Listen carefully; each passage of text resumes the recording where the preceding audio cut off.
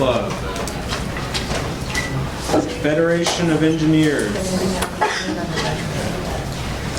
Veterans Club, Here. Alpha Gamma Sigma, Present.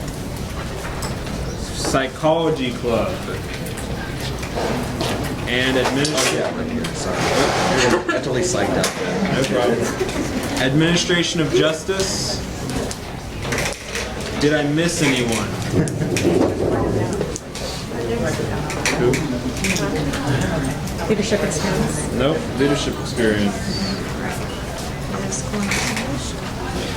All right, with that, quorum is established. We'll move on to adoption of the agenda. If you guys haven't seen it, please look over it now.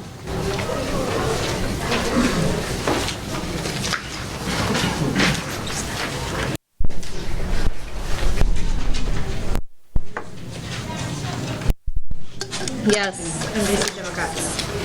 I move to amend the agenda to insert under new business, a new A, which will be discussion of possible action on fraudulent Facebook profiles and websites illegally using the ASMBC designation. Okay.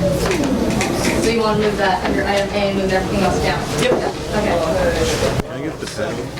All right, so it was moved and seconded. Can you repeat the title one more time, please? Discussion of possible action on fraudulent Facebook profiles and websites illegally using the ASMBC designation.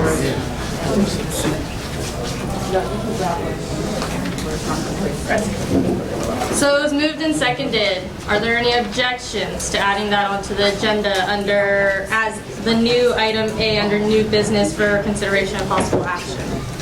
All right, hearing none, that is added. Yes.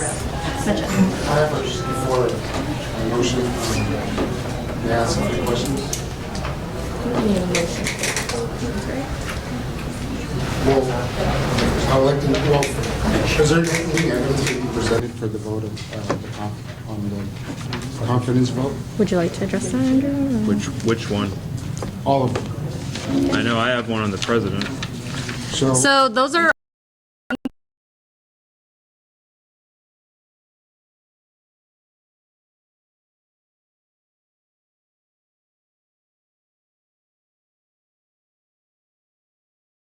So basically what's being talked about here is already being talked about everywhere but the places where it should have been talked about.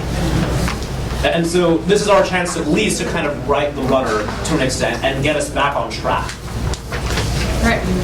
I just want to strongly encourage the chair of the meeting to make sure that these are allegations, these are not facts that are being brought forth, and just to have such a strong neutral position to not allow any kind of discourse or disrespect towards any of the individuals that are these allegations are being brought forth, and that none of us will represent anything that's said that's disrespectful or personal slander. We will not represent that as a group, as an organization. That is not proper participatory government, and so I ask you, please be very neutral and be very respectful of the people, and not allow that to happen. Yes. Thank you. Is there any more discussion? All right, with that, we'll take it to a vote. The motion was to postpone item D, or item E through H, which is basically the confidence votes on President Rivero, Executive Secretary Keith, Deputy Speaker Tumblin, and Dean Van Wellos. All right, so we're gonna do the hand raise and ayes. All right, if you're voting aye, it means you want to postpone these items. If you are voting no, it means you want to keep these items on the agenda for discussion and possible action. All right, so all in favor, please raise your hand and say aye. All right, so we have BSU, Mecha, and International Club. Am I missing anybody? All nays, please raise your hand and say nay. Nay. Right. Any abstentions? Hearing none. Sorry, your motion. There was one. Oh, I'm sorry. History Colloquial Society abstains. Thank you. All right. So now we are back on the agenda. Are there any more additions? Yes. I'm doing a presentation on the Week of the Young Child, but some things have come up with costs because of the travel, and so I'm asking to add not to exceed $500 from ASMJC to cover the PR and to cover a bus to take the club members. Do you have a budget with you today? I have it's just two things. It's $165 for the bus, and the rest is PR up to for 10 clubs. So I didn't do a budget, I'm sorry. I just got this information this morning from the advisor I met with from the club. So are you moving to add? I would like to add it, if I could get a second, to 500 to cover, because I just was told that we really need to all go together on a bus because of liability, and I didn't know that before, and so it covers the bus and the PR materials for clubs to give out to represent MJC and ASMJC. So, okay, when is this event? It's the 18th of April. If I waited, I don't think we would be able to do it. I'm sorry, I just found this out. So I would make the motion, if I were you, I'd make the motion. If it gets seconded, we'll let the body decide. Under the stipulation that a budget would be offered to ASMJC, and if I have to take it to finance, I'm willing to do that too. So make your motion. I'd like to move that the Week of the Young Child event for the club collaboration be approved to ask ASMJC for $500 to cover the cost of the bus and public relations material for the clubs that get involved, not to exceed $500. All right, so it was moved and seconded. Is there any discussion? All right. Are there any objections to adding under presentations and introductions, Week of the Young Child, not to exceed $500 for the bus? Bus and public relations materials. And public relations materials. All right, hearing none, that is added. Thank you. Is there any other additions, subtractions, amendments to the agenda? Yes. I'll make a little bit now. If we could please move unfinished business A, the Ronson resolution, immediately after approval of the minutes, as we do have members of the public that are guests here to speak on it and in support. So we don't have to drag them through any more of our bureaucratic. All right. So it was moved and seconded to put unfinished business right under approval of the previous minutes. Is there any discussion? Are there any objections? Hearing none, that has been amended. All right. Are there any objections to adopting the... Hearing none, the agenda is adopted. We will move on to public comment. Brown Act Section 54954.3. This segment of the agenda is reserved for members of the public to directly address the Interclub Council on any matters within its jurisdiction. A time limit of 2 minutes per speaker, 10 minutes per topic shall be allotted. The law does not permit any action to be taken nor extended discussion on items not or on the agenda. Are there any public comments in the room? Yes. My name is Tracy McCracklin, and I am also a student at SMJC, Modesto Junior College. I am kind of saddened to come here for this particular event today. I look forward to this body to represent the school and the members and get things flowing. You know, I do know that there has been a lot of setbacks to clubs in a lot of different areas, much higher past the ICC representatives. But also I want to say here that we are here today as support for William Tumlin. I'm sorry, I'm gonna have to stop you. That's actually on the agenda. So if Okay. you can wait until that item comes up. Okay, then- but I just want to finish. I see a lot of disrespect when people are talking to one another. I think it is very important that we use our reasonable, our voices that are warm. You know, there's a lot of abrupt and disrespectful response to people with questions and things. I noticed there was not a lot of familiarity or hi to you or welcoming in here today. And so I'm going to be watching, and I just like to say, as members, we're holding y'all to the highest standard, everyone. Okay. Awesome. Is there any other public comment in the room at this time? All right. Hearing none, we'll move on to approval of the previous minutes. They are They should have been back there. You guys should have all got a copy if you can take a look at it. Yeah.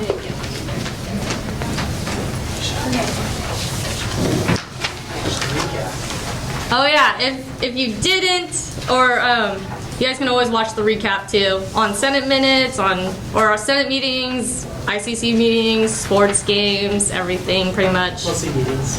Yeah. Yay. Yeah. All right. Are there any objections to approving the previous minutes? Hearing none, the previous minutes are approved. Now we're moving on to unfinished business, wrongtingly resolution, MJC Democrats. I'll start by, I move that the ICC adopts Resolution S-15-1 in memoriam of Ron Tingley. All right, it was moved and seconded to adopt the wrongtingly resolution. Are there any objections to that? Should we discuss the resolution? Yes. Well, I know, but I want the motion to go and then discussion after the motion. If we approve the motion, then why discuss it? Oh, I'm sorry. I asked for Jefferson's, didn't I? Okay, go ahead. I'm sorry. It's a busy day. Okay, so for those of you who aren't familiar with the matter, the late Ron Tingley was a counselor here at Modesto Junior College until he was tragically taken from us in fall of last year. He served here as a counselor for 41 years, and during his time he served as a mentor, a guide, and a firm rock of support for many of MJC's students, including its veterans community. And when we think of veterans, oftentimes we think of people, maybe closer to my age group who are coming back from the wars in Iraq or Afghanistan. But 41 years of service, he's helped integrate veterans from almost every major war that the U.S. has participated in for the last quarter of a century or more back into our community. And so in recognition of his service, his achievements, his amazing, towering stature, both among students, faculty, staff, and in the community, we felt it was appropriate to bring this resolution forward. I'm happy to introduce here as well, this is JT Tingley, who is here as well. And thank you so much.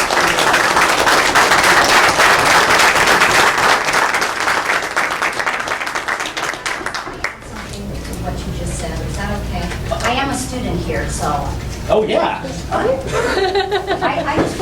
just want to make sure that I make it clear that, because I put together what James Marble and other groups are using, I put together a synopsis of his entire career so that that data could be utilized. And I just want to make sure that while my husband did a lot for veterans throughout his years, and then particularly here at the end, he also did many other things for the general population. So one of the things would be, he began in the 1970s and 80s, he began what you probably, I don't know if that's still around, and it's called the reentry program. Yeah. And the guidance courses for that, guidance 113. Yeah, he's responsible for those course descriptions, for developing that. So, and he worked with women, many sad stories for many years. And of course, he worked with all kinds of other students too. So I want to make sure, because the Student Services Building is for all students, and I just want to make sure it's clear and in the data that he really spent a lot of time working with and developing things for The district. And in my opinion, and the opinion of many others, I would say, 41 years of service, outreach to students in the community is definitely outstanding service to this institution and to its educational field. All right. Any more discussion? Yes. One thing I wanted to add, when I did go to the memorial, which was a beautiful service, by the way, it brought me to tears at the end. I know some of the AS students who were there will probably agree with me that it was a beautiful service. One thing that I didn't know about before that really kind of inspired me in a sense was that I believe Mr. Tingley was also the head of the crisis response team here at MJC. So like when something happened out in the field, he was the first person to go out and be like, okay, well, let's talk about it. What's going on? Let me be here to help you. So he put himself not only in the way of people, like, you know, behind closed doors, but out in the real world, he sacrificed himself multiple times to say, let's resolve this conflict, like, I'm here for you. And he really created a sense of secureness at this campus, and it's something we use today.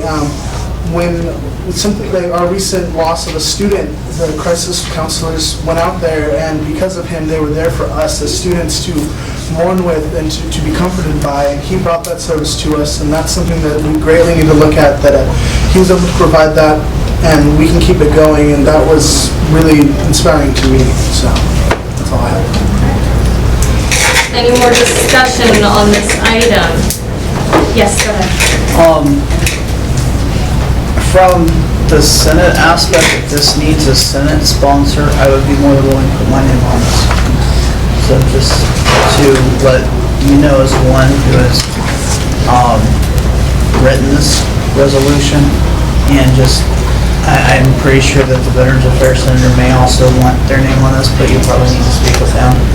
So I know they'll probably need a senator sponsor, so just in case.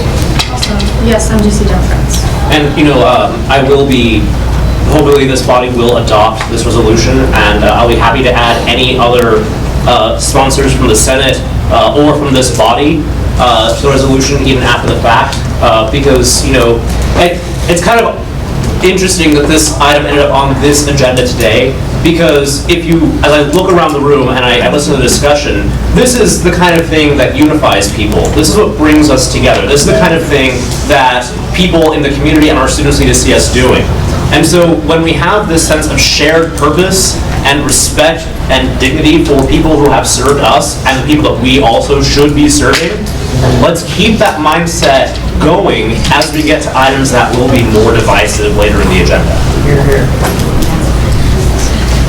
All right, we have 2 minutes and 16 seconds left on this item. Does anybody else have anything they'd like to say?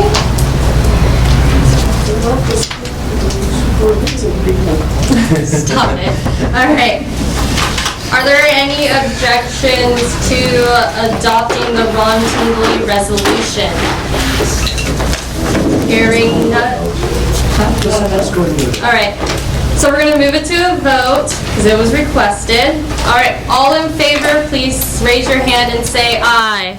Aye. Any opposed, please raise your hand and say nay. Any abstentions? Hearing none, the resolution has been approved. Thank you.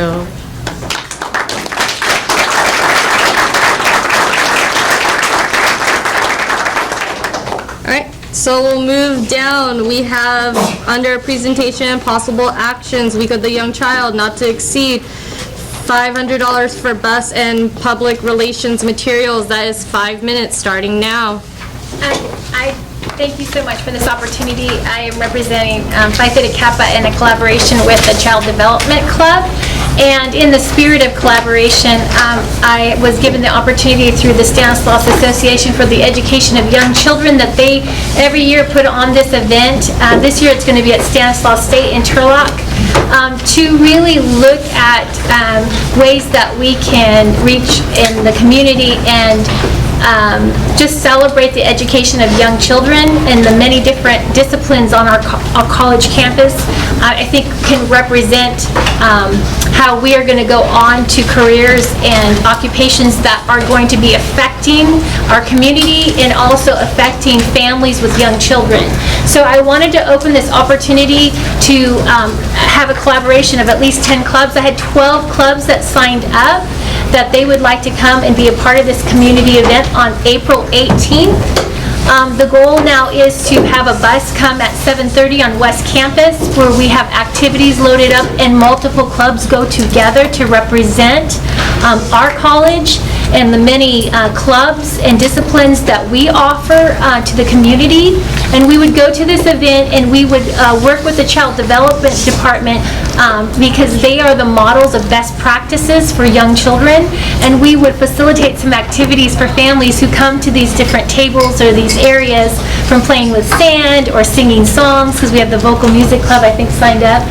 And so, but what we're doing more than that is we are coming together as the Interclub Council and we are collaborating to reach out into our community. For Phi Theta Kappa, this is important because it is one of the pillars of our foundation beliefs that as an honor society that we take our education to the community and we build those education practices in service. And so we hope that you guys, if you're still interested and you'd like to get involved with this, that you get a hold of me, and so I can get materials to you to sign up. But 7:30 in the morning, we'll go there. It's done at 12, so we'll get back on the bus and come back here.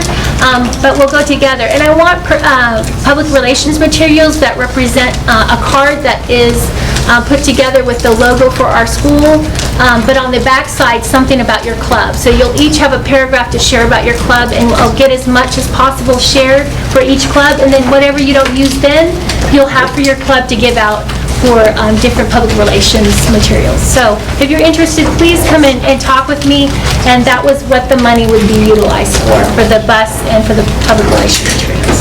Is there any questions? Where is this? Stanislaus State, and there's also going to be Merced, the University in Merced's going to be there, Brandman, Stanislaus State's going to be there. Multiple colleges are going to be at this event. It's a community event, and it's Earth Day. I know Love Modesto, I think, is going to be going on April 18th, but this is an event, we only need 2 per club. 3 at the most, so it's just a small number, but us all working together, we represent our school and the many disciplines that really affect families and community, and we can represent our campus and get people interested in coming to MJC. All right, so there's a minute and 30 seconds left on this item. Is there a motion? I motion that we move to approve the weekly child not to exceed over $500 for bus or event public relations material, April 18, 2015. Second. All right, so it was moved and seconded to not exceed $500 for bus and public relations materials for Week of the Young Child. Are there any, is there any discussion? All right, are there any objections? Any abstentions? Hearing none, that is approved. Yay. So we'll move on now to World Relief. It has 5 minutes, starting now. Continuing with the theme of reaching out into the community, Phi Theta Kappa has worked with this organization, World Relief. And I felt it was so important because we are a diverse college, and I think as a diverse college that we really look in our community the depth of diversity, and without you realizing it, we have many refugee families that are resettled in our area. This is a unique and a very special opportunity. And you as a club and you as a student have the opportunity to get connected with this organization. I myself have worked with them as a individual volunteer with families, taking them on buses, taking children to soccer games because I didn't speak their language, but they spoke soccer. So it was wonderful to see a family recognize something from their own country here and the excitement to meet the soccer players. It was simple. I just gave my time and I helped these families. So I really want to introduce World Relief, and their organization has some different packets to give each club today, and I hope you will consider, again, to get out of the walls of the classroom and in as a club, out of your club room, and go into the community and make that connection. So these are the representatives that are going to introduce themselves from World Relief. Thank you for coming. My name is Abigail East. And I'm Candace Yokovenka. As she began, a refugee is basically someone who has fled their country because of life-threatening persecution. And refugees in the Modesto area mainly consist of Afghans and Iraqis who were helping the U.S. military as support staff, and then they had to flee because of that. So there are many opportunities to engage with our refugees. Some of the opportunities are drivers for refugee appointments. The club could possibly take over a week's worth of driving appointments. The refugees have a lot of appointments they need to go to be able to resettle in our community. We can do apartment setups. If a club wants to come and help set up an apartment for a refugee, that would be a great opportunity. Another one would be a language partner. For most of the Afghan women do not speak English, or the Iraqi women, or to be a language partner for an Iraqi or Afghani men. They mostly speak English, but they still do need some help. Another one would be backpack or school supply drive. These refugees have very little money that they're being provided with, and any help would be extremely important to them. Also, upcoming, we have 2 events at Love Modesto, a no-sew blanket that we would be presenting to the Afghani women who would also be helping us with it, and also welcoming refugees, where we would have a volunteer take them in their car, drive them around Modesto, get them acclimated to their new culture. So there's many opportunities. If you want to contact us, you can reach us at 491-2712, and the volunteer coordinator's extension is 106, and you would be getting in contact with Tara Gomez. And that's in the materials that you'll get today, so you'll get in contact with them. My first experiences with 2 young women who had fled to Kabul from Pakistan. They had never traveled by themselves, and I took them on the bus system, and I watched as the first time they had some freedom in their life that they'd never experienced. They were very afraid, they were very excited. I also went with them to set up a bank account. It was the first time that these young women in their 20s had ever had money of their own that they were in control of. And then I took them to Wally World. And I want to tell you, I wrote about this in an essay where I won a scholarship. And this experience goes into your education in a way that you can't explain. But I am a different advocate, I'm a different person, because I took that time to invest in 2 days. I committed to going on the buses, and that was during summer, that was my volunteer experience. So please take these packets, call them, get to know them, make the bridge into the community, and you'll be changed. Any questions? Okay, so the packets we're going to put in the back, please get them and take them back to your club. And thank you on behalf of the Interclub Council. Thank you.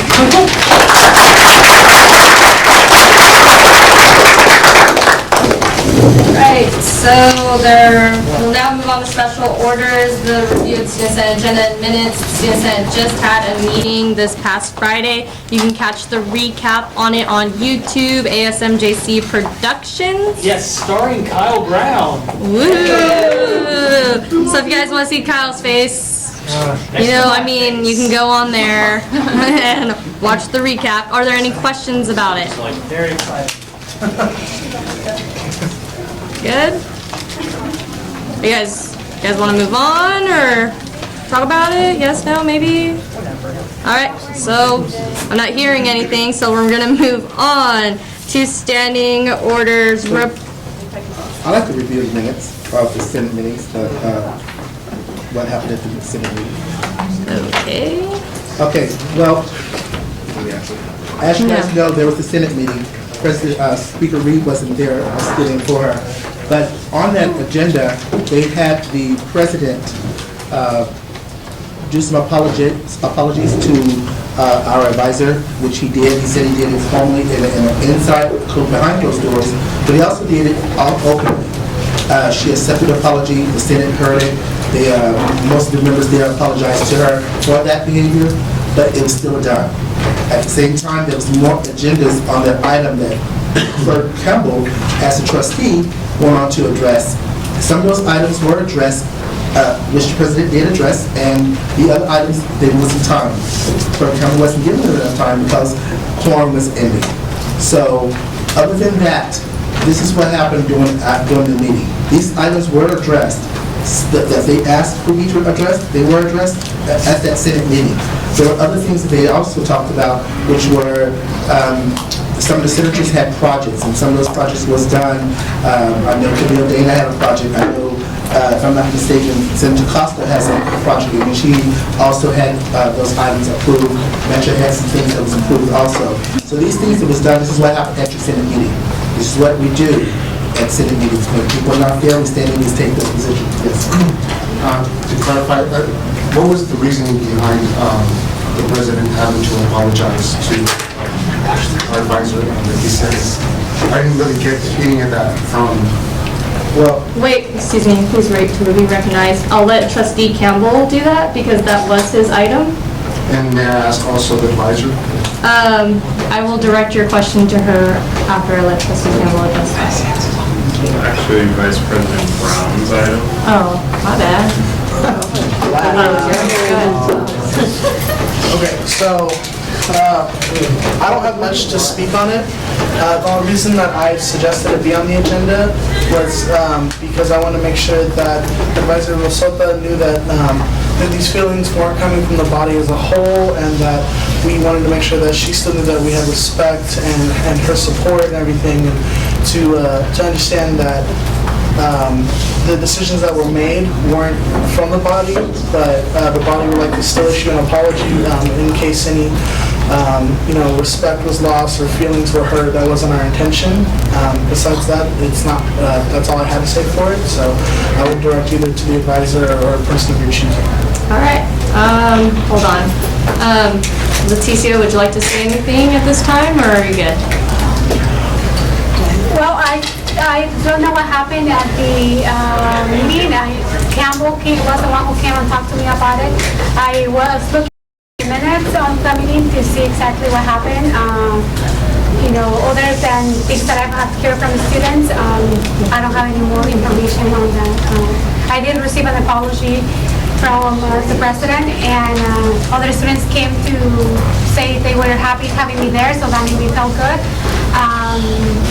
Other than that, I don't have any more information. All right, PTK, did you still have something or no? Yes, it's just in the meeting, because I was in the meeting too, is the issue was that the Yosemite College District has a hiring committee when the advisor's being hired. And it's very important, in fact, part of the process to have a student representative on that hiring committee. And that didn't happen, and so in the Yosemite College District meeting, it came out through some emails that some emails had been sent to President Luis inviting that a person could be a part of that committee. He had appointed someone who couldn't come during that time, and so the question I asked was that how important, and at the end of the meeting, he asked that they not approve it under those circumstances because a student wasn't a part of that process. And I had asked the very difficult question because there are so many committees, and I work through the hiring, the appointment and all that. And it's just a lot sometimes, we get a lot of emails and stuff, but this was one of those that slipped through the crack, and because that person wasn't on there representing the students, I believe that it was Luis and President Luis, excuse me, disrespect, and Executive Secretary Keith, and then Senator Tommy. They at the end asked that they postpone it or not approve it. I'm not sure what. And I just had asked Luis, I think it was important that we're disappointed that someone didn't get appointed to that when other appointments happened within 24 hours. All right, so time has expired on this item. I have a queue going. Is there any objections to extending it by 2 minutes to finish the queue, which is just Mecha and MJC Democrats and, yes or no? And Student Trustee Campbell. All right, hearing none, go ahead, Mecha. So, just the sounding of it, it sounds like it was a tactic used to further separate or cause division among students of color with potential candidates that are in the running. What I'm hearing is Hold on, Mecha. I need to stop you. I think you're slightly off. We're talking about... It's my understanding from what everyone that spoke so far, that no one knows, no one even has an answer. It's going back and forth. I truly believe that the president did not mean to, or the people that went to the trustee meeting did not intend to give a negative recommendation of the hiring of Leticia. They were just enforcing our rights as students as to be on the committee to hire. Okay. All right, thank you. MJC Democrats. Okay, so a few things. I've been around this district enough times to know that I don't necessarily, I don't necessarily trust everything an administrator tells me at face value. Our administrators have a history of being more than willing to try to disenfranchise students.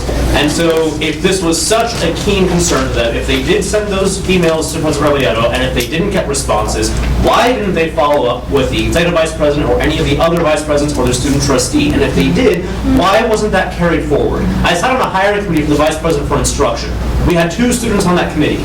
I find it hard to believe the district was so concerned in this case with getting a student that they didn't try to reach out elsewhere. And instead, they were more than willing to let it go forward in spite of parents telling to the students. So I don't really think it serves us or anybody well to try to throw fingers or throw anybody under the bus. We have Leticia. I think she's doing an amazing job. We should move forward and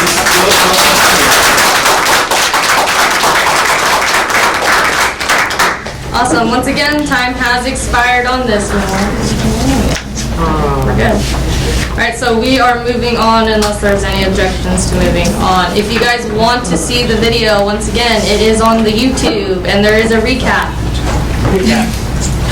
Go there, watch it. Yeah, awesome. All right, so we'll move on to standing orders, club reports. Are there any clubs that wish to report out at this time? I know they, yes, go ahead. Okay, there's going to be a NAMI walk in Sacramento on May 2nd, and you can go to NAMIWalk.org and click on that and sign up under NAMI on campus after you go through the process. And it's 5K, and if you don't want to walk, you can do a virtual. You can just donate. Awesome. Thank you. And there'll be, and you'll have to purchase your own black shirt, and then we have iron-ons. Awesome. Is that all? That's all. All right. I have actually a queue going. I have MJC Democrats next, Geology, and then PTK, and then Electronic Music. Go ahead. So on April 25th, MJC Democrats is going to be participating in a fun event called Walk a Mile in Her Shoes. Is anyone familiar with that? Okay, for those of you who aren't, it is an organization or an event that's an organization geared at trying to raise awareness and raise money to prevent sexual violence against women. And so a big part of the premise is that people who identify themselves as male are going to quite literally walk a mile in heels. And this may come as a surprise to you, but I am not prepared for this at all. I need to practice. But what I'm throwing out there is if any other clubs wish to participate in their own right or want to partner up with us, I'm putting it out there. It would be great. I have a list of people here I want to see in heels.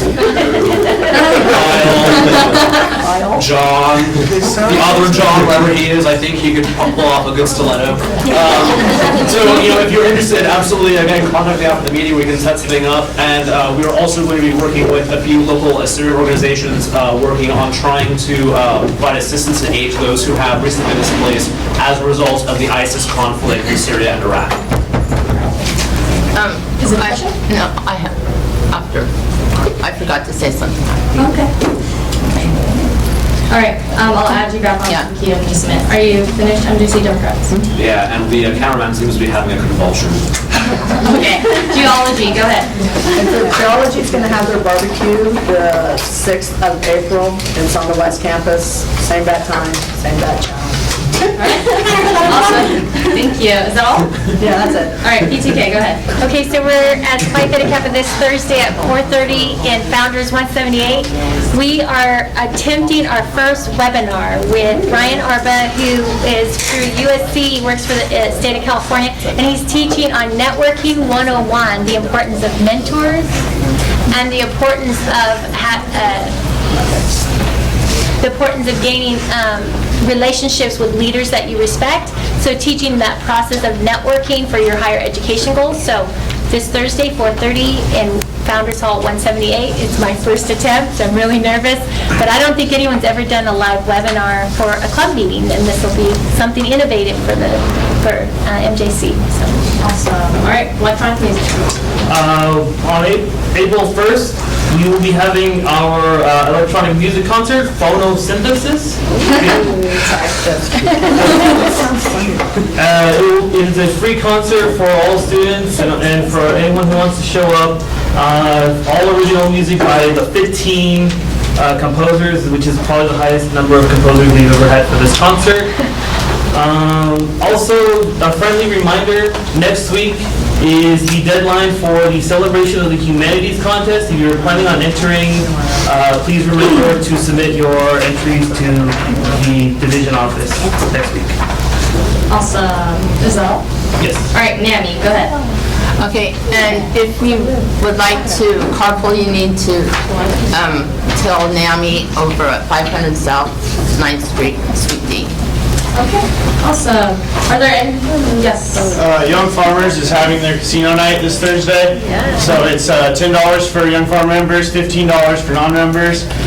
Don't let the prices fool you. It's a full casino, Texas Hold'em, blackjack, craps, pulled pork dinner, pulled pork sandwich dinner with green salad, potato salad, cupcakes, dancing, live DJ. 6 o'clock Thursday night, West Campus Pavilion in the annex on the north side of the pavilion. This Thursday. This Thursday. We'll be selling tickets. We'll be selling tickets on East Campus tomorrow from 8 to 11 at the Agriculture Building right in the double doors. And then on Thursday, we'll be on both East and West Campus. So, come by. Is it a question? Okay, go ahead. Can we buy tickets at the door, or do we have to buy? Buy tickets at the door. Tickets at the door will be $20 for Young Farmer members and $25 for non-members. The reason is we just want to get everybody to buy their tickets ahead of time so we know how much food to make. So, see you guys there. On the fifth Friday of May, we have, which is fifth Saturday of May, we have Feeding the Homeless and Salvation Army. It starts at 6:30 a.m. From 6:30 to 9. We ask everyone to come out and participate. This is also a humanitarian thing, so you put your hours for humanitarian hours and also some community hours. Awesome. Any other clubs wishing to report at this time? So really quick, then, I want to report on Freedom Forum. So we did finalize our scholarship dinner application and what scholarships we will be allotting to people. It will be on April 17th in the MSR, where the old bookstore is the first 2 weeks of school. The theme is the future of education. We will give out 4 $200 scholarships and 4 $100 scholarships. There are criterias. I don't have them on me, but I know that unfortunately, if you're going for the 4 of the $200 ones, that you won't be able to get it. Well, that I know of, the people sitting around the table, because you haven't came to a meeting. But for the $100 ones, one of the requirements is you have to at least have attended 4 either Freedom Forum meetings or events that Freedom Forum has put on. And we do meet every Thursday, so this Thursday would if you start coming this Thursday up until April 10th, that will be 4 meetings that you attended, so you can possibly qualify for the $100 scholarship. It's also a minimum of a 2.5 GPA for the $200 scholarship and a minimum of 2.0 for the $100 scholarship.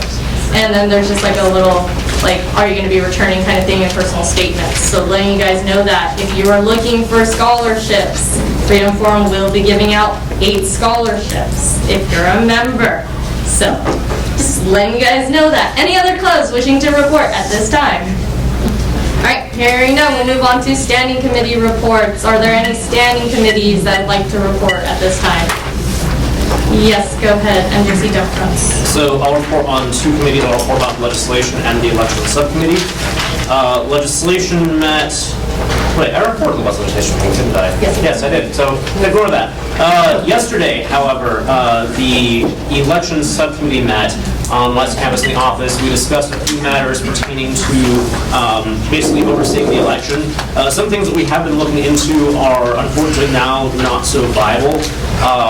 We were planning on using ASABC's laptops as well as new software to facilitate electronic voting, so we'd have a running tabulation that was electronically backed up instead of using piles and piles and piles of environmentally not so friendly ballots.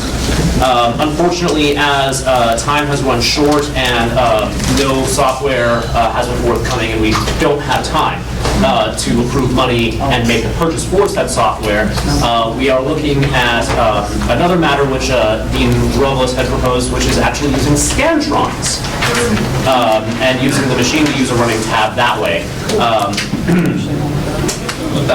And also, tree felling might be a last resort should that not be a viable choice.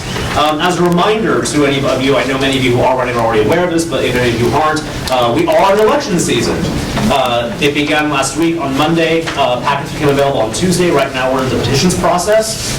So you should receive an email in your student account detailing the code, the packet, as well as the signature list. You need to gather 100 signatures plus 5. What that means is 100 signatures from students, and 5 extras in case people sign who either are not students or have handwriting that looks like it belongs sometime in the Mesozoic era. Furthermore, we are looking next week. The packets, if any of you are wanting to run, are due this Friday by 5 p.m. and the packets must include a copy of your unofficial transcript submitted to the advisor. Next week, it's kind of a breathing period, and then the campaigning will begin in earnest the week following. Oh, furthermore, spending limits. There's a $50 spending limit. If any of you are spending money on things like posters or buttons or appeals to Citizens United or whatever, you need to articulate that in an expense report, which is also due on Friday. Finally, the candidates briefing is going to be on March 24th. All candidates wishing to run must participate. I believe that's at 5, isn't it? 4 to 5. 4 to 5. 4 to 5. Thank you. It's 4 to 5 p.m. If you don't attend and you don't notify Vice President Borges, the code will specify that you are not on the ballot. You'll simply be stricken from the ballot. So it's important to attend the briefing, and if something comes up where you can't, that you notify us in advance. So if there are any other questions, please feel free to talk to me offline after this. That's it. Thank you. Awesome. Any other standing committees? All right. Hearing none, we'll move on to officer reports. You guys have anything? Are we good? No? All right. So I actually have a couple of addresses. So I just wanted to remind every club when you fill, I actually copied my club charter, but when you guys apply to be a club, there are requirements on the bottom of the charter that I would like to read off to you. You must sponsor at least one college-wide project or one community project per year. So if you did one last semester, awesome. If you haven't done one yet, please get on that.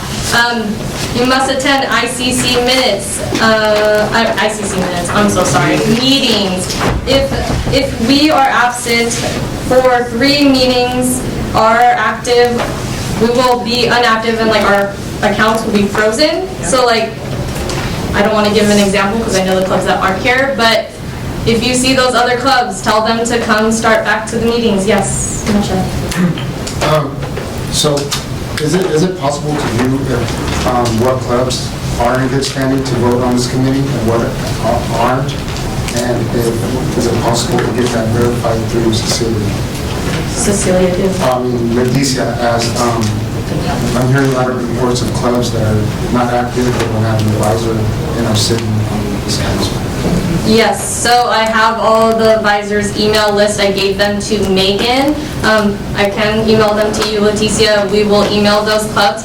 If you want, for ICC, if they've been attending, just look back at the minutes. We have all of them that say if they were here, they were absent, and they were tardy. If they were tardy, they were still here, they were just tardy. Yes. If there's changes in officers, those need to be reported right away, is that correct? Because I have some changes and I made a new one. So, okay. Yes. Because I don't think that's ever been made clear that if an officer changes. What officers are required to have a club and for a charter? What officers are required? Are you required? So,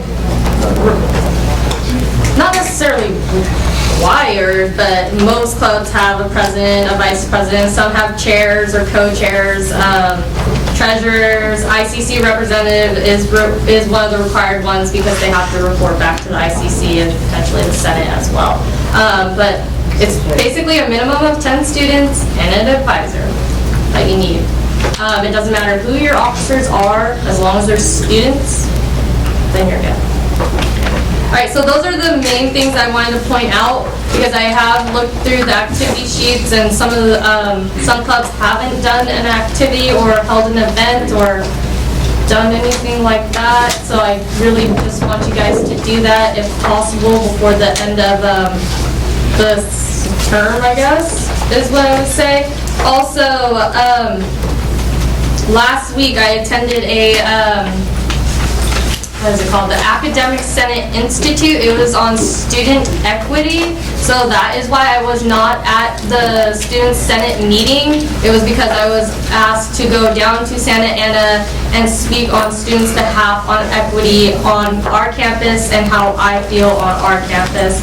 And then also this week I will be reading student equity plans for like all the colleges or all the community colleges in California, which by the way is 112, maybe 113. And I believe that's all for my address at this time.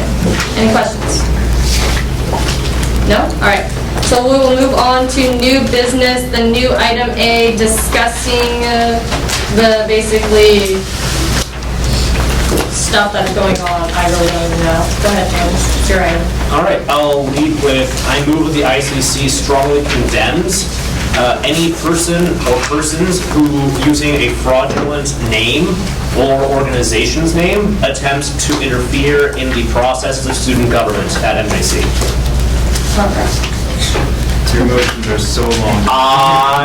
Just write it down. Okay. Oh, sorry. Thank you. All right, so it was moved to strongly condemn. Adverbs are important. All right, I'll wait for him to finish writing because he likes to make complicated versions. That's not move so she can feel the shade I'm throwing. And side eye. All right, was that seconded? Did I hear a second? Second. All right, so it was moved and seconded. We'll discuss it As soon as I finish writing. as soon as he finishes writing, because he has first dibs. Actually, I'll start now. Okay, go ahead. So part of the problem that began this, as many of you may know, on Saturday, many of us received, either personally or our clubs, received a friend request on Facebook from a non-entity by the name of Louise Keith. For several reasons, this is a problem. First off, because what kind of parent does that to a child? Anyway, the problem is, it was obviously a portmanteau of the name of the president and the executive secretary, and unfortunately, there's a storm of bickering and controversy surrounding those individuals. I'm not going to speak to that controversy. The problem I have is that, and I will read this to the body, but I will, if the body wishes, I will make a public record. Upon receiving the request, I did what I do when I normally get a friend request from somebody that I don't know. I'm like, well, maybe I met them at a bar and I was already too trashed to pay attention. Oh dear, where is it? It should be there. Wait a second. It helps if I actually use the Facebook Messenger app. Are you looking at your text messages? Maybe. It's now just marked as a Facebook user as the account has been deleted. But I sent the message, have we met? Oh. The message is no longer available because it has to be for buddy. Okay, fine. It's just screen capped it. I'm scared. The problem is, I asked the person who they were. They responded that my assistance was needed in the impeachment of the president. Like, okay, fine, whatever. Who are you? They sent a link to a website marked asmjc2.weebly.com. And the sole content of the site that I could see, using the mobile function, was a heading that said, Louise sucks. And a link to an impeachment memorandum addressed to Executive Secretary Keith and CC to our advisor, who apparently, as far as this person knows, does not have a last name. The problem that I have with it, among other things, is that it says it's from an MJC student coalition. There is no such organization. And as far as I know, there's no formal group of students identifying themselves as such. So to me, and I spoke with the advisor about this, I don't believe that it is appropriate for any memorandum regarding the impeachment of any ASMWC official, no matter what grounds may be presented, if a person making the accusations is not willing to use their own name. It discredits our process, it discredits them, and even the very content of the site, a heading that says a person sucks, the Facebook profile itself. We've passed the point where this can be seen as political criticism or political discourse. We're past the point where it can be seen as a political opposition or criticism. What it is at that point is cyberbullying. And regardless of what you think of a person's politics, of their performance in their job, no person deserves to be treated in that manner. And so that's why I've asked this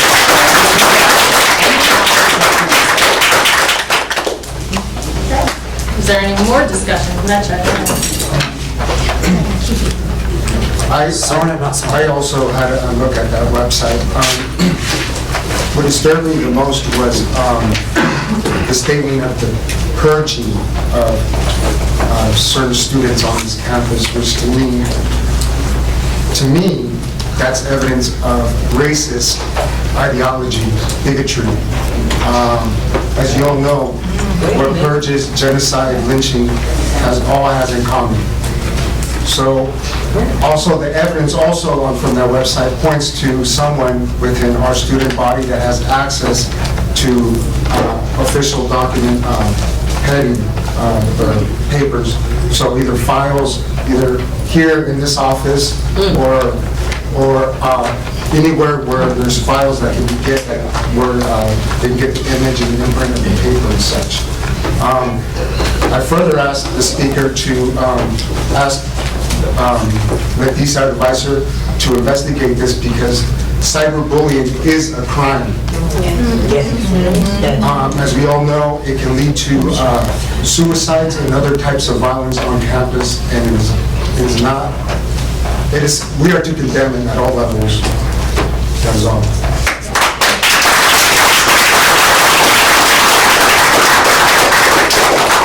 I have Leticia and then BSU.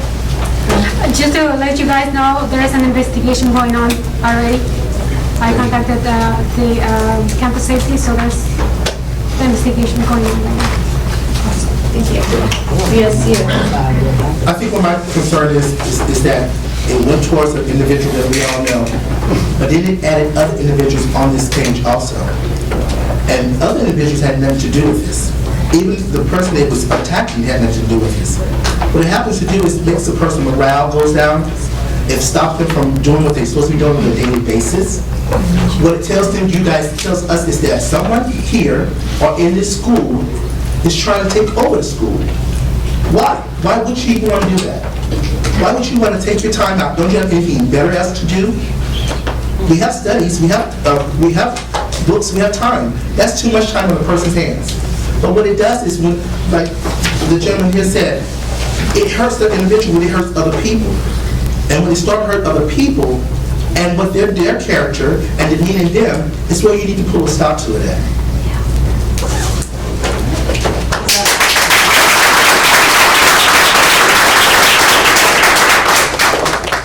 Any more discussion? Yes, MDC. I just want to follow up because there's a lot of speculation as to who it is, because it could be anybody until the investigation is complete or we're able to find some way to trace where it came from. We don't know for sure. But there are only two possible motivations that I can think of. One is a person who's willing to stoop to the dirtiest tactics to try to attack somebody in the person of Oviedo and others. The other is someone who actually understands that there might be an actual attempt to do so, and they're now using this would be received by thinking people in an attempt to sabotage or undercut it. Either way, there's no place for it. Be a person, don't be a coward. Any person here who has anything to say, and I'm pretty outspoken, any person here knows me. If I have a problem, I'm going to say it. I have no problem saying it right here on camera. Hi. And any of us who are student leaders at this table, at the Senate table, or in the executive. We're here to do that purpose. They elect us to use our faces, to use our voices, to use our names. And any person who's a coward won't do that. Why should we listen to them? Any member of the public who speaks here is doing so willing to have their name and faces on a camera on YouTube. Why can't this person? So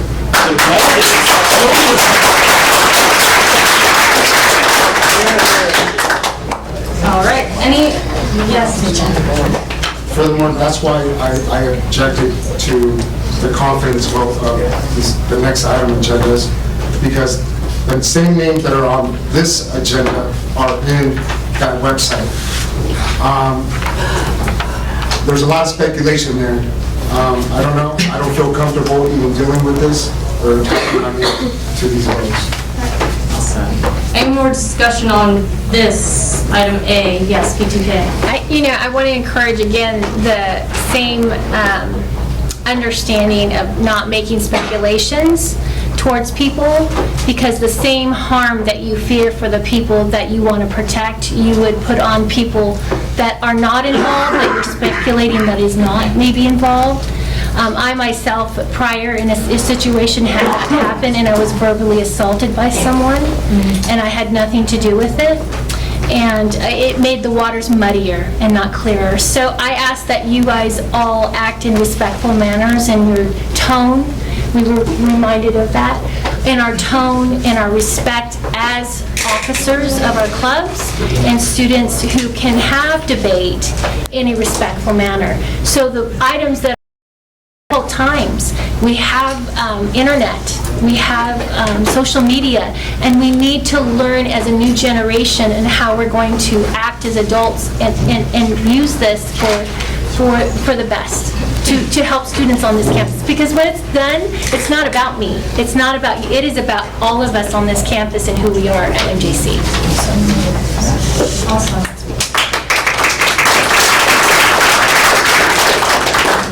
So I have heard everyone's concerns, yes? Go ahead, John. I've been watching this on live stream. My name is John Griffin. I'm a program assistant here. Been here for about 5 years, but I can tell you this much. This arguing and bickering between certain individuals, as immature as James mentioned it, is cowardism. As you mentioned, that it can lead to much bigger problems.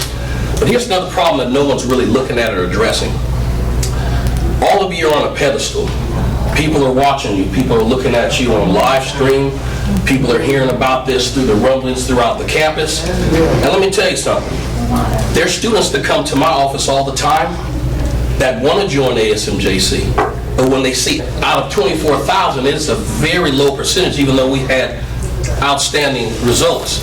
What I'm trying to say is your personal problems, leave that to the side. You're here to lead the students. We don't know where these students that come from that are discouraged. Some of them are the first ones to ever come to college. And here we are leaders, and we're showing people like, wow, we can't get our stuff together. That's something to think about. I'm out.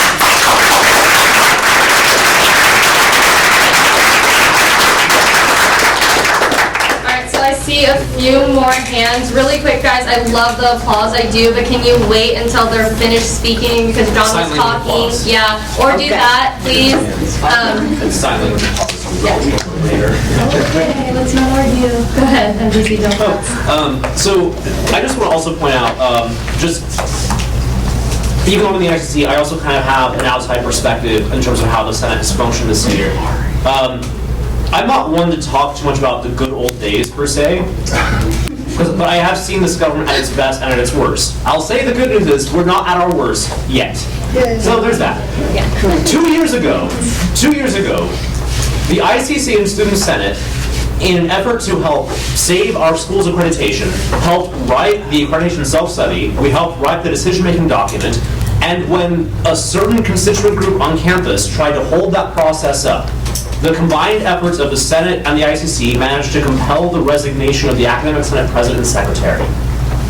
So we have a great capacity to make waves on this campus. There are 24,000 of us and only like a few hundred of them, if it comes down to it.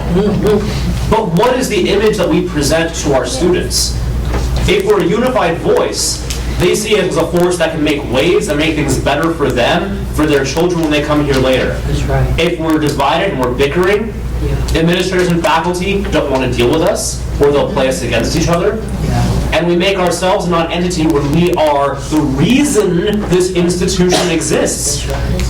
They exist to serve us. That's right. Quite literally.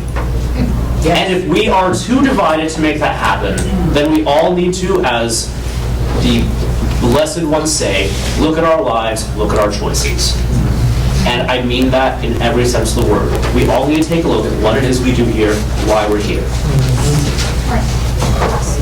Anybody else before I do mine? Thank you for the hands. All right, I just had a question for Vice President Westford. I watch the YouTube videos and I'm noticing someone named Scott Beach on there and quoting the Brown Act. Yeah. I'm wondering, do you have logs and files of those postings? I thought it was gone. I actually do. One sec. Right. Well, I just want to make sure there's logs because We have, I showed Kyle today, I do have those comments in there. Yeah, so that's just during the Senate meeting, because he wanted me to ask you questions, so that was his justification of it. So yeah, we have that. Okay. I have that. because in some of the quotes that I've been reading, he's stating the Brown Act, and I know most people don't know, or I'm automatically assuming it's a he, but Scott's is he name to me, I'm sorry for that. But this person is quoting the Brown Act, and so I hear all the concerns around the tables, I will definitely work with Leticia to try and figure out who this is. I just want to say that, yes, I agree with everything that was said today, but when I was at the Academic Senate Institute last week, I heard a quote from, I believe it was a faculty member from another college, and I want to share that with you guys today, because I honestly took it so seriously last weekend, and it was, be part of the solution, not the problem. This is a problem, you guys, and we need to be part of the solution and not the problem. All right, any other discussion? All right, hearing none, we will move on. Oh, I'm sorry, where? Me? Oh, I'm sorry. I want the biggest guys at the table, and you can't see. me on time? Well, this has been very enlightening. For the purpose of time, I move the previous question. Second. All right, thank you. All right, so we are moving to the previous, yeah, please. Alright, and this is double checking with James to make sure I have it right. MJC Democrats moves to strongly condemn any person or persons who uses a fraudulent name or internet profile to harass or try and influence the student government at Modesto Junior College. Seconded discussion, and we're about to take a vote. All right, are there any objections? Any abstentions? Hearing none, the motion is adopted. All right, so we'll move on now to the new item B, not to exceed $375 to leadership experience before I die. Well, the budget breakdown is in your packet, or was one of the supplementary documents, and I will let leadership experience take this. Yeah. Oh, okay. So it was moved to approve not to exceed $375 to the leadership experience before I die. Well, is there a second? Seconded. All right, it's moved and seconded. Are there any discussions? Leadership experience, tear down this wall. All right, hearing none. Are there any objections to approving or sending a positive recommendation to not to exceed $375 for the leadership experience before I die? Hearing none, that is approved. All right, the new item C, Interclub Council meeting, March 31st. So this week, have meetings on the first and third Tuesdays of every month, but there are 5 Tuesdays in the month of March. So we would, next week we won't meet, but possibly the 31st we could meet if you guys wanted to, depending on if you guys are trying to get money approved or anything like that. If we do not meet on the 31st, our next meeting will be on the 7th. So I wanted to ask you guys as a body, are you guys wanting to meet on the 31st, or would you rather wait until the 7th of January? I saw gamers and PTK. So if this body does meet on the 31st, will it also meet on the 7th? That is up to you guys. Considering that it would stay with the normal scheduling of the first and third Tuesdays of every month, that's why I was asking. All right, so if we met on the 31st, we would skip that would be a Tuesday. So we would have 2 meetings back to back, so it would be the 31st and then the 7th of April. If not, we can just keep it with the first and second, or the first and third Tuesday of every month. Does that, I'm just trying to understand, like, if you guys want to have a meeting that day or not. Can we just move to meet on the 31st and then on the 3rd, and that way anyone that wants to get anything in can get it done on the 31st, and then we have till the 3rd. All right, I'm going to see Democrats. Well, it's, as it is outside of our regular meeting schedule, and we have had 5 Tuesday months before, maybe not this term, but in general we have. I'd say that unless there's anything pressing, as of now, can any club think of anything pressing that would compel us to meet the 31st instead of before the 7th? Now, again, we have a few weeks. So what I would suggest is rather than saying, yes, we'll meet on the 31st, unless a club does submit something that's urgent enough that the council must meet before the 7th, I would say that we just stick to the regular schedule and enjoy a Tuesday afternoon of not here. Awesome. So just really quick, you guys, so the 7th is the week of voting. So if we have that meeting on that day, I expect each and every one of you guys to be here. I don't care if you're running or not. You are sitting at this table. All right? Awesome. So I will take that into consideration. I will, unless I get an AIR that is urgent, we will not be meeting on the 31st, but we will be meeting on the 7th. Okay. Is everybody clear? Our next meeting is April 7th, 2:15, this room right here. Yeah? Awesome. All right, so is there anything else on this? Yes, no, maybe so. All right, good. All right, so we'll move on to Gift Blast Awards. Yay! So I wanted you guys as a body. Yes, you. I guess my question was the same as Metra's is, where's the fact? But since you said the facts when you brought up, James said that I was bringing one up. Mine's the answer. Gamers. For items E through H, I move that this be done as a roll call vote. Okay. I was gonna already do roll call vote, so Okay, do you so- still? Okay, so it wasn't seconded. If you were going to do roll call, then I would. Okay. Awesome. PTK. I just want to again remind everyone, this is where this needs to happen, and the vote of confidence is really a good opportunity to end a lot of muddying, and it brings clarity. We are confident in our president. We are confident in these people, in their abilities. So it is the right question. I know it's a hard question and it's uncomfortable because there's so much out there that all the waters are being muddied, but this is where this happens, and this is where it should happen. Because if some student out there disagrees with someone and they're a minority and they submit an AIR so that this can be discussed, and enough of you decide that you disagree with them and you have tension towards them, where's the participatory government for students to have a voice? When I have a sign that says, I disagree with what you say, but I will defend my death, your right to say it.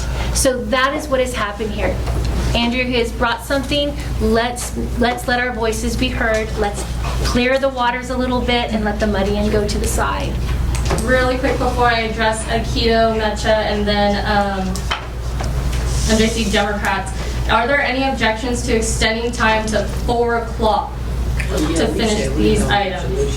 Is that an objection to consideration or just an objection? We are going to need more time than that. Okay, so are there any objections just to extending time until we are done with the items?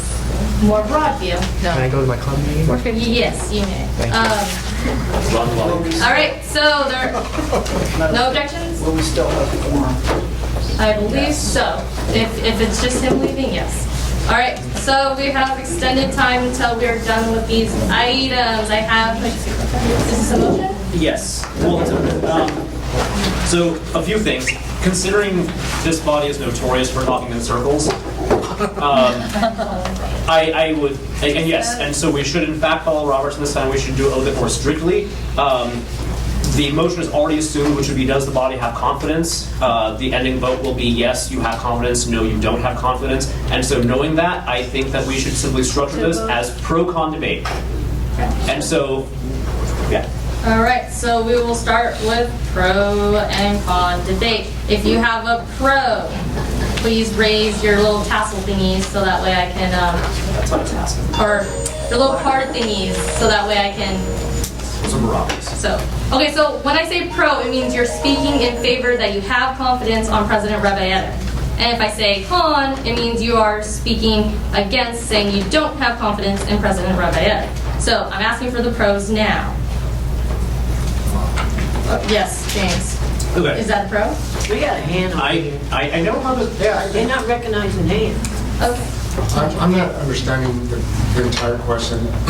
What are we, like, confidence of what? Like, are we gonna, are somebody gonna say, People who want to speak in favor, saying that they do have confidence in President Rebolledo, and I'm asking for cons for people who don't have confidence in President Rebolledo, and we're going to go pro, con, pro, con. Does everybody understand? Point of information. Who Yes. made the motion? Huh? Who made the motion? It's already an assumed motion because there's a vote of no confidence on the agenda. Okay, Okay, I thought I clarified. just to clarify. All right, so now once again, can I have the pros all raise their thing right now? All right, so I have Metra, MJC, Democrats, BSU, International, Leadership Experience. Is this Why are the you queuing all the pros at once? Well, because I want to do the cons too, so I can strike them out. Hasn't ever considered. Don't do it that way, if I may suggest it. I'm sorry. It's just that if a speaker makes a point, they might cover another speaker later on. Okay. And another con speaker then might want to respond to that point, but they may not have been in the queue. So just take it point by point as it goes. Okay. It's like General Assembly. All right, oh God. All right, Metra, go ahead. Sorry, hand first. I have confidence in the president and that I feel there's an active conspiracy to disrupt and prevent his administration from handling student affairs. And by doing that, I mean spam mails, IRRs being submitted that he's not able to ship, and I mean, he's not able to be placed on the agenda at all times. I mean, he has to be selective because people are sending in way too many and they have no standing. It's just to disrupt his active role as president. Okay. Cons. Are there any cons? Okay, go ahead. Okay.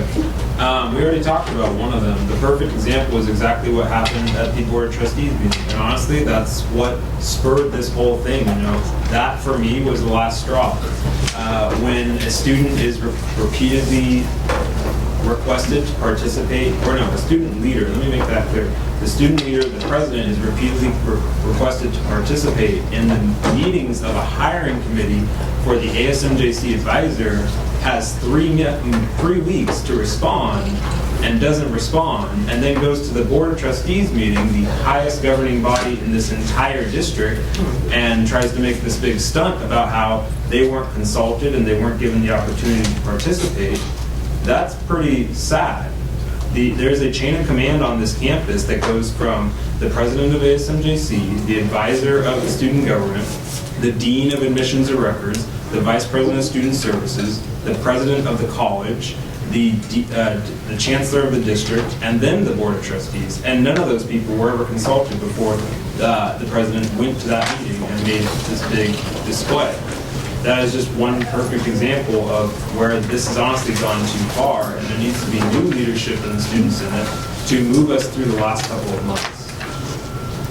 All right. Pros. Democrats. I'm so sorry. So, do I think that the president has made errors in judgment and mistakes? Yes. I definitely believe that. And I've told him so on several occasions. And I tell many people that on many occasions. I myself am not immune from making mistakes. Don't put me on that. I think that at the end of the day, some things we have to consider. Looking back at the rather unfortunate document that was published on the website, there's an impressive depth of documentation and listing of dates and times and exactly what was done and what was not done and how it was in violation of our bylaws or our constitution and whatnot. And certainly, these are definitely things for which people should be held accountable. Now, a few things on that point, actually. Some of the dates on that website point back to the months of August, September, October. Why are we only now really bringing this forward? There's not a statute of limitations written into our governing documents. No, there's not. But there also is a sense of timeliness or of urgency. So, while I respect the clerk's opinion, I wonder, the last straw, well, the last straw should have been before you could fill up a page, in my opinion, for us to really talk about this. And furthermore, when I think about new leadership and such, well, that's actually very interesting because now we're in election season. So now we have the elections process, potentially simultaneously with a removal process. And by the way, I just have to really wrap my head around this. I've been struggling to do so. Not only is timing a concern, it's also the question of why the individuals in question. Because, and I'm going to throw someone I'm very good friends with, and I love him to death under the bus, Vice President Brown. Knew that was coming. Vice President Brown, as Vice President for Activities, has presided over the first year in years that we've not had a Halloween carnival. I think it's like 10 years. That's quite a bit of time. And so I would ask the body to consider, why is it that some may be singled out for a confidence vote, but not others? And I think that we can look at any executive officer and find things where they've been deficient or where they failed to meet the letter of their job descriptions who are not on this agenda. And I don't think they necessarily should be. But I think that when we talk about accountability and having these conversations, in a perfect world, which is not, but in a better or more fair world, we have it about all of us. Thank you, James. Love you. I know what I'm doing wrong. Like wearing those shoes. Sure thing. I don't expect. All right, really quick. Cons. Excuse me, point of. Scott online says that he is not related to ASMGC2 in any way. So he wanted me to just announce that, just to clear that up. Tell him I said hi. Ask him, is he real? He seems pretty real. So then, Well, I mean, is he an actual student on this campus? Well, he'll hear you in 27 seconds. Okay, But so there's no yes. Anyways, that's just Want to throw some information out there. I know that Clerk Campbell's aware of this, but Mr. Beach is a very concerned member of the public who frequently would communicate with the students at our California community colleges in terms of process and procedure. I remember from my time there that we conversed a few times when I was chair of Rules Committee and later on Vice President of Organization. I think that he might still on occasion communicate with members of the council now. That's my background on who Mr. Beach is. Cool. Sorry, that was just. Thank you for the and thank you for the clarification. All right. So once again, we are on. I have a question. Yes. Who are these people? So, President, I don't want to point at you, but if you could stand up. Yeah, and actually, if I can speak on this. Do you want to speak on a con for yourself? No, not a con, but whenever, just a general statement over this. But hi, if you haven't met me, I've sat in on a couple of the meetings. If you ever see our Senate meetings, they're usually, I'm the president for the Associated Students of Modesto Junior College. Yeah. All right. Do you want to give your statement? If it's all right with you. You're recognized. Yeah, thank you. So, you know what? Good afternoon, everybody. Again, for those of you that don't know me, my name is Luis Rebolledo. As I stand before you guys, I just want to go off and say thank you, both to the people that go off and say the pros, because it makes me realize that some of the things that we've done are going in the right direction, and even more importantly, a bigger thank you to the people that go off and say their cons, because you know what, it makes me realize that there's room for improvement. It makes me realize that there's still work to be done. By no means do I go off and profess that I'm perfect. I don't believe that I've ever walked around this campus with the students saying that I am. I can tell you that from all the people around this table, and even some of the people in the audience and even on campus, whenever they have come up to me and expressed their concerns, of course, in a respectful, proactive manner, I've listened to them, and to that matter, I've also gone off and tried to act accordingly within the power that's vested within myself, the Constitution, and this body. So again, thank you so much. Regardless of what the outcome may be for this vote of confidence, I want to go off and let you know that I come here with a message of working together as a team to go off and finish off this last month and a half to 2 months the strongest as possible. May it be with myself, may it be with somebody else in the near future, depending on what the outcome might be, or how much steam this gets beneath it. Again, I want to make sure that we go off and we finish off strongly, because at the end of the day, this is not about myself, this is not about the other 3 or 4 people that are on this list. It's really about the students, and I know that when I first originally ran, that's the biggest message that I had. So thank you guys. Thank you. Any cons at this time? Yes. So, it's looking more and more like this obviously isn't going to pass, or it's either just needs to be postponed until some evidence can be brought forward. But I would like to reference the Constitution and bylaws. One of the main roles of the president is to fill vacancies on the student senate.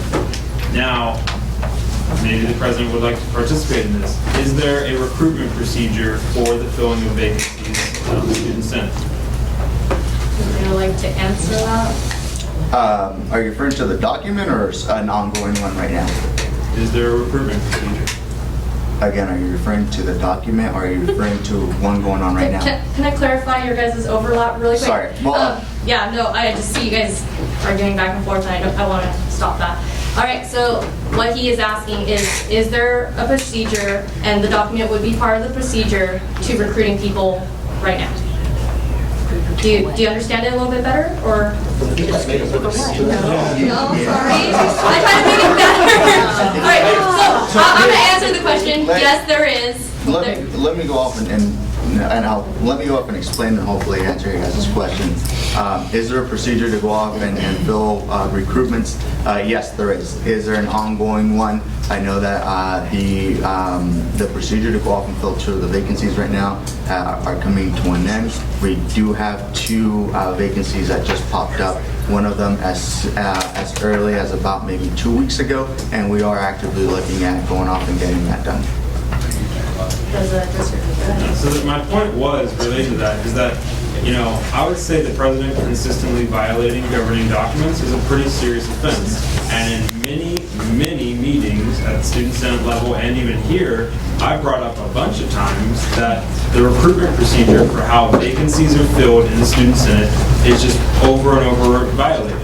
In fact, one of the most important parts of that recruitment procedure is the part that's being violated, which is the notice.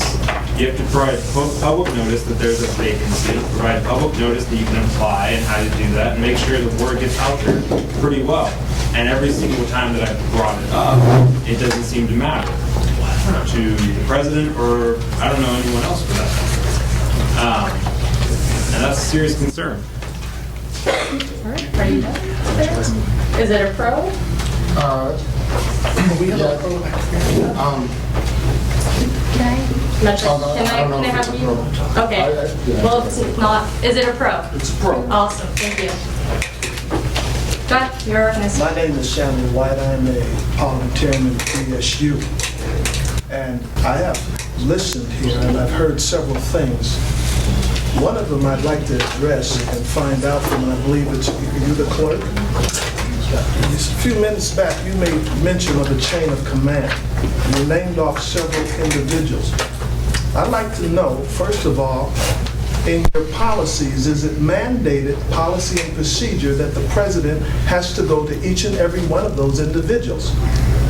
And if so, then why isn't that as well made known as to the order that it should be done in? The other thing that I'd like to know is because I heard several minutes back about on the confidence vote of evidence. It seems to me that if there is no evidence, how can you go forward and assume something? Now, there's a saying that goes, you may get into a fight with a skunk and you might even win, but everybody's going to know you've been with a skunk. So I'm wondering, are you following mandated policy and procedures?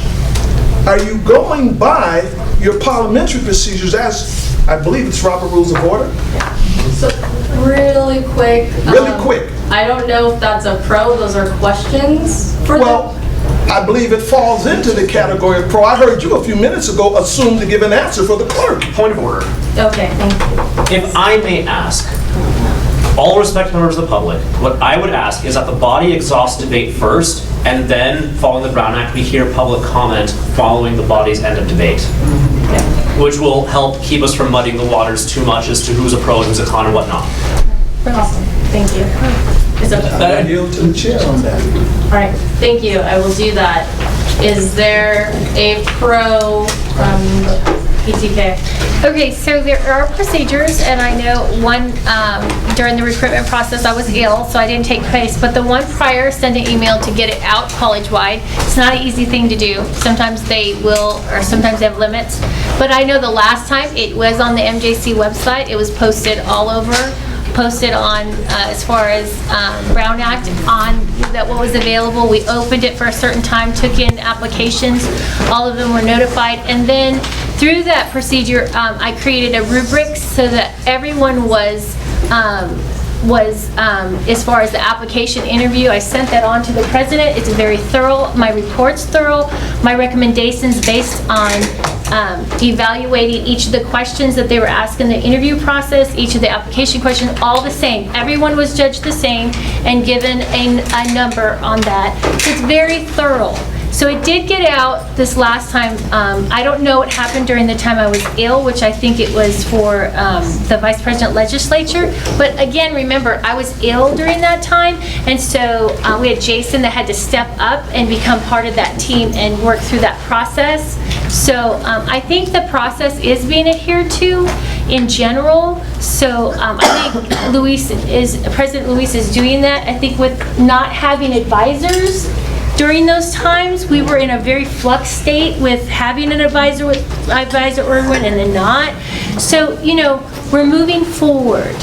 That is the goal. And I myself feel like I didn't understand the hoops I had to jump through as executive vice president in charge of the procedure.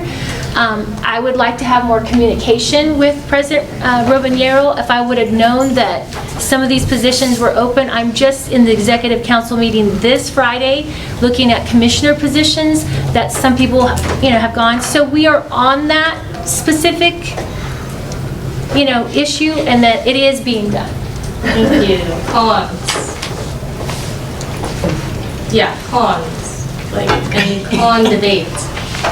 All right, hearing none, we are done with pro con debate. Moving on to members of the public. Are there any members of? What? Okay, so con and pro are exactly what they sound like. Pro is for confidence for President Robinero. Con is no confidence in President Robinero. Is that a pro? Okay, so we finished pro-con debate because I asked for cons. Nobody raised their hand. So I just want to clarify for everybody, we are on public comment time. So I saw you first, and then you. Go ahead. And then you. So, hello everybody, my name is Lorenza Figueroa. I'm the co-chair of MECHA. I'm doing a pro because the things with MECHA, like we have serious issues in regards to paperwork, a lot of things happening throughout the year, And every time I needed help, I would either go to advisors or President Rebolledo. And he would always, be really nice to me. Told me, yes, I'll help you here and there. He even set up times and dates for me to meet with him and sit down and actually go through the paperwork and get these events done. So, I really don't see a con. He's doing his work as, for the students. I'm also a student here, not just the leader, I'm also a student. So, I really don't see anything wrong, and that's all I have to say. Thank you. All right, so really quick, I just want to read off the queue just so that way everybody knows. I'm so sorry, I forgot. So I have you going, and then I have Joe, and then Hope, and then Senator Razzo. Anybody else want to be added at this time? All right. As for the record, I am Tracy McCracklin. I am Vice President of the BS Black Student Union Club. I have met my president right here. This is the first president since I've been here in 2012 that I've met. Took the time out to come to our club and help us with things. I was really concerned because why now? And no facts, and no one is perfect, and there's a lot of disrespect and sarcasm. We have a hard time getting our events done through Senate for our club events, but this gentleman here, he has been willing to work with us and help us, and it has got me so motivated that I am coming up the chain because I would like to have a better not working knowledge. And when we started with BSU, we were not even trained. We didn't get that. What happened there? That ball fell. We didn't get trained. But I want to say, I think if we stand together as students here at this school and work together in all sincerity and realize that no one is perfect, but when your brother needs help, get in there and help him and not be ready to throw the first stone. And I don't see how I can make a legitimate decision can be made without facts and legitimate evidence here today. Thank you. Joe. Yes. Yeah, you're recognized. Hello, my name is Joe Salazar. I returned to class from a self-imposed 25-year moratorium from my last college I attended, and this is my first foray into politics, and I regret that I wasn't involved so many years back. But I'm giving a statement from a distant observer, and possibly next term as a possible candidate in one of your positions. But the student body president is the leader. When President Kennedy was involved with the BFPIGs, nobody contacted the vice president. He took the charge. He took the blame for it. When President Nixon was impeached, nobody went to the vice president or the Senator Pro Tem and said, what happened? They went to the leader. He was our leader.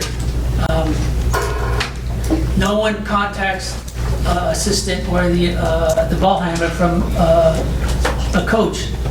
What happened? They go to the head coach. And that's why you're here, either pro or con, for the leadership of this current student body president. Everyone goes to the student body president for what happened. No one goes to the assistants. No one will come to you. Possibly no Modesto B will come to any of you. They'll go to the president. Why is this such an issue now? So that's why you're here, and that's why I'm a casual observer, and I'm sure this goes behind every door at Modesto City Council. I'm sure it happens in Sacramento, it happens in the federal level, and it happens in the president of this country. The president is our leader. Everyone goes to them. They don't go to President Biden, they don't go to Pelosi, they go to the leader. And he is our leader, whether we have confidence in him or not.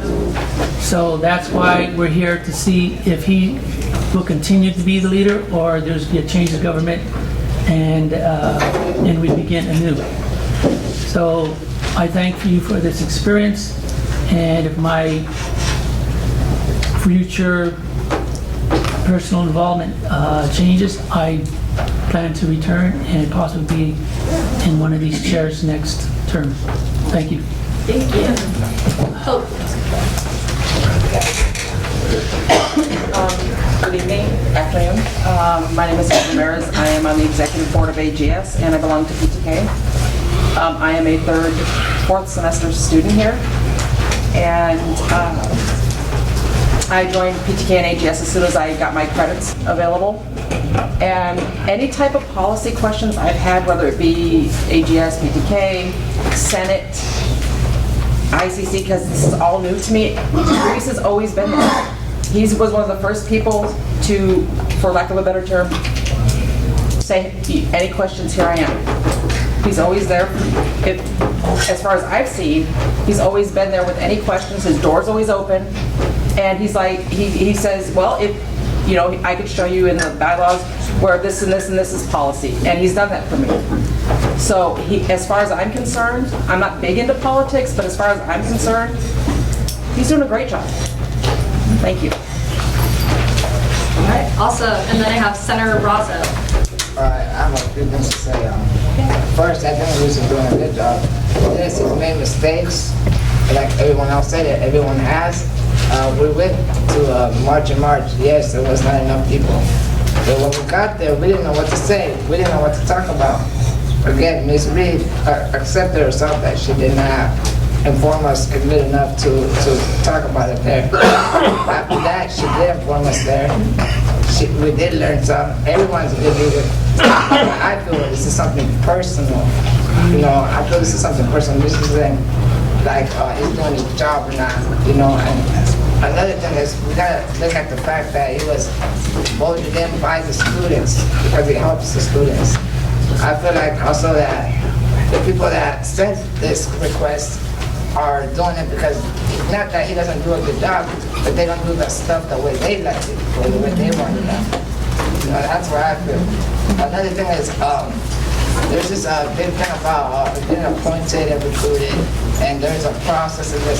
I was appointed last year. I didn't go through no interview. I didn't go through anything. I was just voted in, and that was it. So I don't understand why they're saying that people are doing the right thing when it wasn't done with me last year. So that's all I gotta say.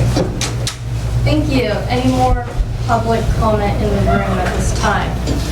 All right, hearing none, this will go to a roll call. Do we have one? I counted 22, and then I also had another member tell me 22, but... The roll call vote will establish form one way or the other. Yeah. It's a roll call vote. Okay. Federation of Engineers. Well, point of order.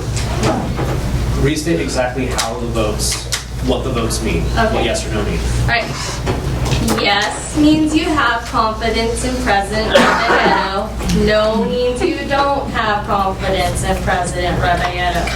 Are we clear? Are we good? Yes. Of course, you can always abstain. All right. If I may. Yes.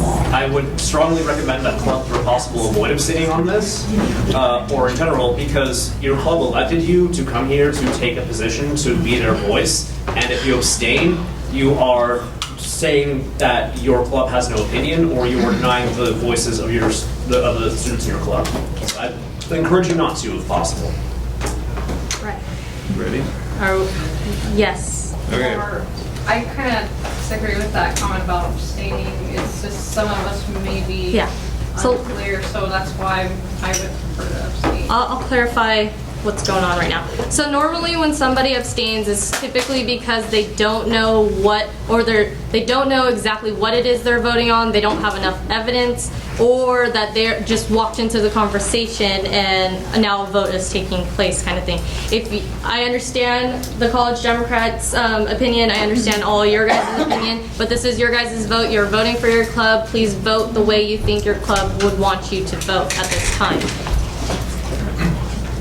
Yes, Mitchell. So, I actually agree with what James is saying, but at the same time, those clubs that do want to abstain, they're doing it for a reason. There's not enough information for us to make an intelligent decision.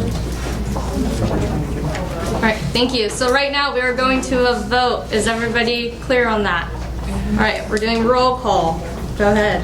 Federation of Engineers. Abstain. Okay, MJC Democrats. Yes. Electronic Music Club. Abstain. Aikido. Yes. Anatomy. Not here. I'm gonna call everyone to make sure they're all here. Just do the roll, and if we lost quorum, we lost quorum. Just do the vote, and if we lost quorum. But these people aren't here. Oh, well, maybe they came. Okay, go ahead. Anime. Anthropology. Yes. College Republicans. Black Student Union. Yes. Yes. Only ICC representatives, please. I'm sorry. Freedom. I'm gonna abstain. Chi Alpha. Child Development.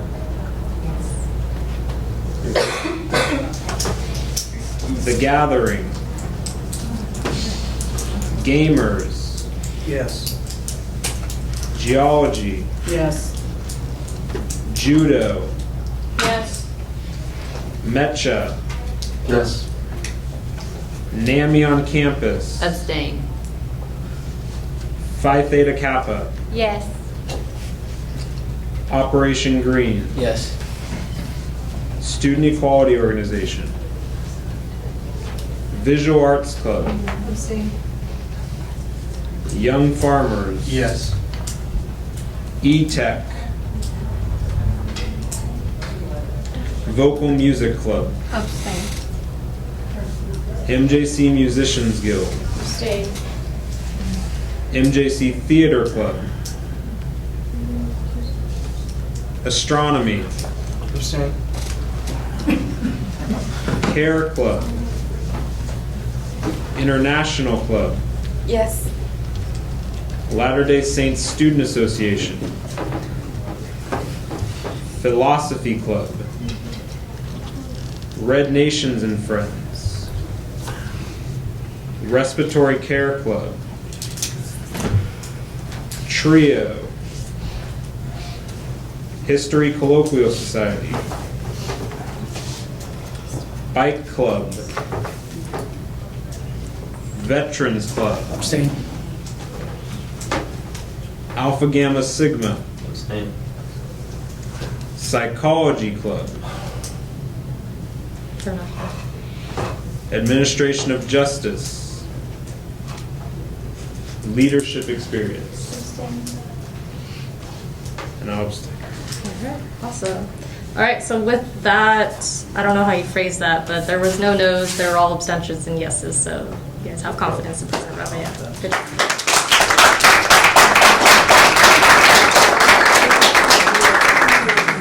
Alright, so we will move on to confidence vote on Executive Secretary Keith.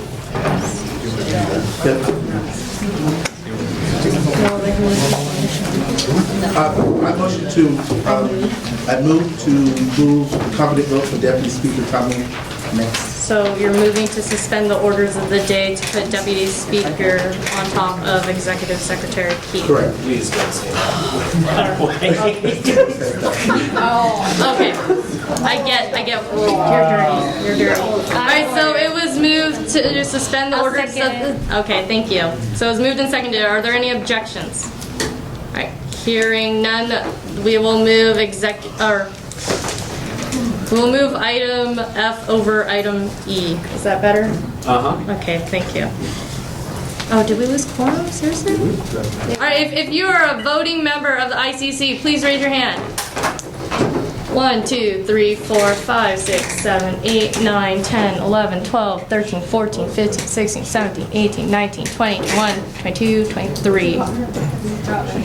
I forgot you. Yeah, she was like. Alright, so really quick. Put your hand down. 1, 2, 3, 4, 5, 6, 7, 8, 9, 10, 11, 12, 13, 14, 15, 16, 17, 18, 19, 20, 21, 22, 23. Nope, we still have quorum. Awesome. All right. Yes. I'm soon have to be leaving as well as we're franchise having their own elections still. Okay. Yes. Right now? Oh my gosh. Yes. I think we lost. Yeah, I what was move to, I move to adjourn. All right. It's moved and seconded to adjourn at 4:20:19.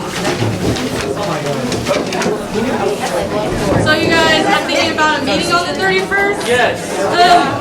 We're meeting on the 31st, guys. Just so you guys all know, meeting on the 31st. I'm so